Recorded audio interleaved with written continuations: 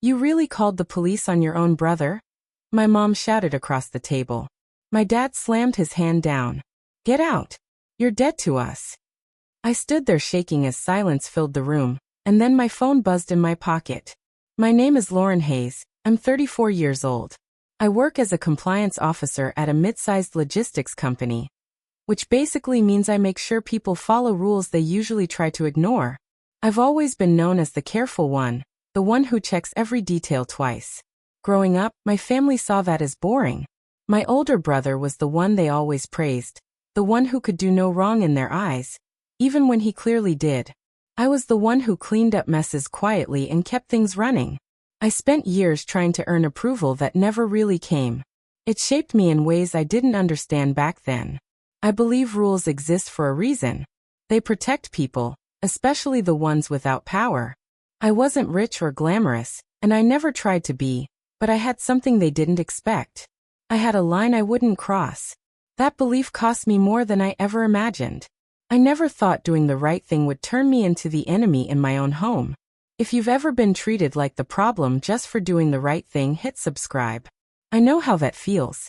Tell me in the comments if you've ever had to stand alone for what you believed was right. It's not easy, but it matters.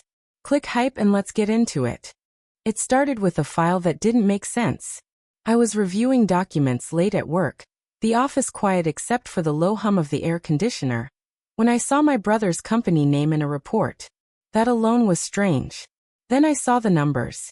They didn't match. Transactions were split, invoices duplicated, patterns that looked like intentional manipulation. My stomach tightened. I told myself there had to be an explanation. That night I drove to his place. I sat across from him and slid the papers over. He barely looked at them. Relax, he said with a smirk. Everyone does this. It's how business works. I felt my chest tighten. It's fraud, I said. He laughed like I had told a joke. Don't be dramatic, Lauren. I gave him a chance. I told him to fix it, to stop before it got worse. He waved me off. You worry too much. I didn't sleep that night.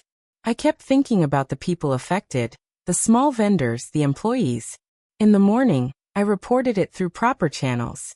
I didn't tell anyone. But somehow, my family found out within days. At dinner that weekend, everything exploded.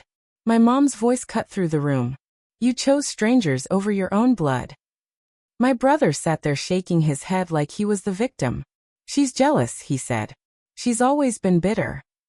My aunt joined in. Cold. That's what you are. My dad looked at me with anger I had never seen before. Fix this. Call them and take it back. I shook my head. I can't. His face hardened. Then get out. Just like that, I lost them all. After that night, I became invisible to them. Holidays came and went without a single message. I saw photos online of birthdays and gatherings where I used to sit. My place filled like I had never existed. Even my grandmother's memorial happened without me. That one hurt the most. I found out through a distant cousin who thought I already knew. Then came the rumors. My brother told people I was unstable, that I wanted attention, that I tried to destroy him out of spite. Friends stopped calling. At work, I noticed the looks. Someone asked me quietly, "Did you really try to ruin your own brother?" I learned to keep my head down. My mom called me once late at night. Her voice was softer, but the message was the same. You can fix this, she said. Just apologize. Say you made a mistake. I sat there in silence before answering. I didn't make one. She sighed. You're tearing this family apart. That sentence stayed with me. For a while, I questioned everything. I wondered if I should have handled it differently. But every time doubt crept in, I reminded myself why I did it. Slowly I changed. I stopped waiting for their approval. I focused on my work, and I got better at it. Promotions came. Respect followed. I built a life that didn't depend on them. Still, the silence lingered. They thought they had erased me. They thought I was gone. But the truth was still there, waiting. What they didn't know was that I didn't just report him and walk away. I documented everything. Every email, every transaction, every message where he brushed it off.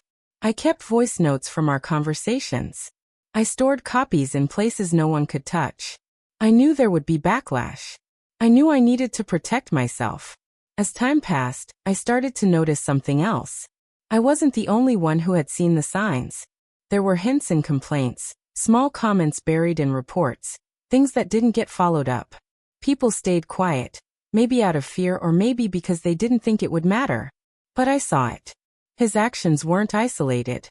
They formed a pattern. I told myself to be patient. I kept everything organized, ready. Years went by. My life moved forward, but I never deleted those files. Something in me said this wasn't over. Then one afternoon my phone rang. The number was unfamiliar. I almost ignored it. I answered anyway. A quiet voice said, "I think you reported my case once. I need to talk to you." That was the moment everything started to shift. Daniel was the last person I expected to hear from. He was my cousin, the one people called the black sheep. He reached out a week after that call. "I always believed you," he said when we met at a small cafe that smelled like fresh coffee and warm bread. I looked at him surprised. "Why didn't you say anything?" He shrugged. "I was afraid. They would have turned on me too." He told me he had stayed in touch with a few people connected to my brother's business. People who had their own stories. "You're not alone," he said. That sentence changed everything. Slowly he connected me with them. One by one they shared similar experiences. The same patterns, the same manipulation. Meanwhile, my family carried on like nothing had happened. My brother acted untouchable. "See," he told someone once, loud enough for me to hear through a mutual contact. "Nothing happened. She ruined her life for nothing." That confidence made him careless. While he celebrated, we prepared. We gathered statements, timelines, documents. Daniel stood by me through all of it. For the first time in years, I felt supported. The tension built quietly, like a storm forming far away. This time, I wasn't standing alone. The meeting was held in a lawyer's office, a clean room with sharp lighting and a long table that made everything feel official. I walked in expecting a routine follow-up. Instead, I froze. 7 other people were already seated. My brother walked in moments later with my parents behind him. Confusion filled his face. "What is this?" he asked. The lawyer gestured for everyone to sit. My brother leaned back, arms crossed. "This is ridiculous." "She's obsessed," he said, pointing at me. Before I could respond, a man across the table spoke up. "No," he said firmly. She was the first one brave enough. One by one they started talking. Their stories lined up perfectly. The room shifted. I opened my folder and laid out everything I had. Emails, records, dates. Clear. Organized. Undeniable. The lawyer reviewed it carefully, then looked at my brother. "This shows a consistent pattern of misconduct." My parents sat in silence. My mother's eyes moved between me and the documents, her expression changing. My brother tried to laugh it off, then tried to blame others, but it didn't work. The truth was too clear. I looked straight at him. "You called me a traitor," I said. But I was the only one telling the truth. The power in the room shifted completely. For the first time, he had nothing left to hide behind. After that day, everything changed. The investigation moved forward, and my brother faced real consequences. His reputation collapsed. My parents tried to reach out, their voices softer now, filled with regret. I listened, but something inside me had changed. I didn't feel anger anymore, just distance. I set boundaries and kept them. My life kept moving forward. My career grew stronger, and I built a circle of people who respected me for who I was. Daniel stayed close, and so did the others who had come forward. We understood each other in a way my family never did. Sometimes I think about what I lost. It still hurts. But I also know what I kept. I kept my integrity. I kept my sense of self.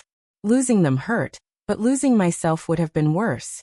If your family ever turned against you for telling the truth, you know how painful that is. It cuts deeper than anything else. Have you ever been called the problem just because you spoke up? Share your story in the comments. You're not alone in this. Click hype to help this story reach others who need it. Your story has power. If you felt a connection to mine, please subscribe and share your journey in the comments. Every hype you give this video helps empower someone else. Thank you for being here and for listening.